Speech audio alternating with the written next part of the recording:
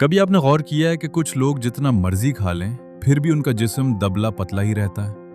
न कपड़े जिस्म पर अच्छे लगते हैं, न तस्वीर बनाते हुए वो एतमाद आता है, और ऊपर से रिश्तेदारों के एक ही सवाल ने तंग किया होता है। पटलू, इतना खाते हो पर लगता क्यों नहीं है तुम्हें? आखिर क्या राज है?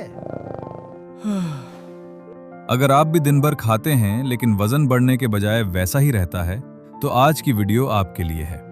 क्योंकि आज मैं आपको एक ऐसी आसान ग़िज़ाई तरकीब बताने वाला हूं जिसमें चंद आम चीज़ें शामिल हैं, लेकिन उसे सही तरीके से अपनी खुराक में शामिल करना ज़्यादा अहम है।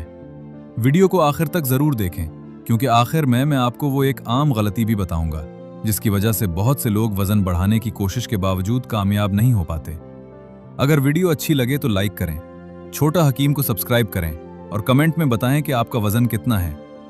अस्सलाम वालेकुम, मैं हूं आपका अपना छोटा हकीम।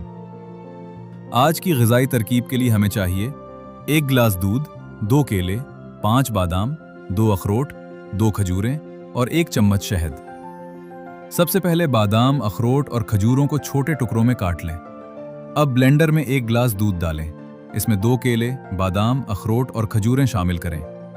आखिर में 1 चम्मच शहद डालकर तमाम चीज़ों को अच्छी तरह ब्लेंड कर लें।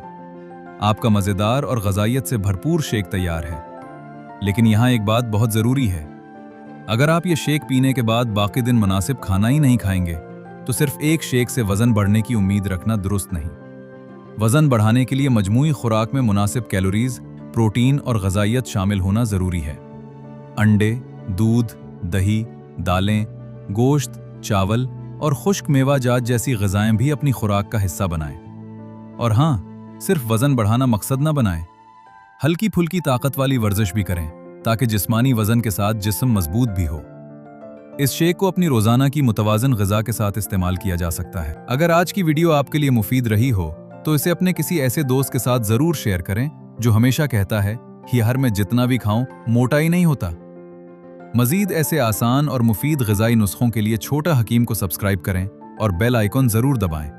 अल्लाह ताला आप सबको सेहत, ताकत और खुशियाँ अता फरमाए। आमीन।